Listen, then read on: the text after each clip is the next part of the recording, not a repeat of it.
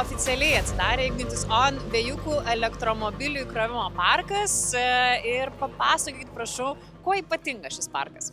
Na, turbūt manyčiau, iš karto galim pastebėti, kad yra stoginės, kurios yra be abejo pritaikytos ne tik, kad uždengti stoteles, bet ir kad būtų galima paslėpti automobilį nuo ryškios saulės, nuo lietaus ar net nuo sniego.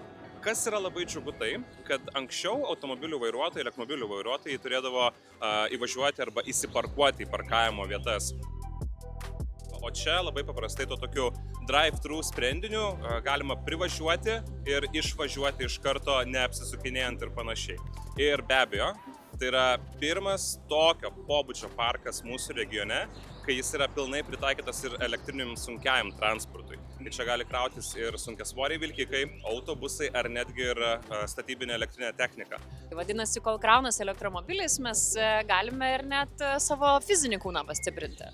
Galima pastiprinti kūną, galima pastiprinti be abejo ir skrandį, nes yra vieta, kur galima ir užkasti.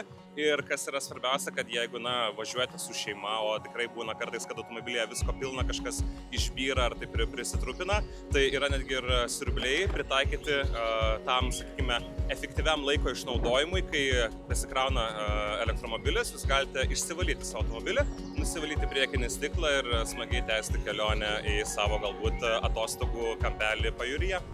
Na ką, galim drąsiai sakyti, kad apie viską pagalvota, susitikim vėjukose. Susitikim vėjukose.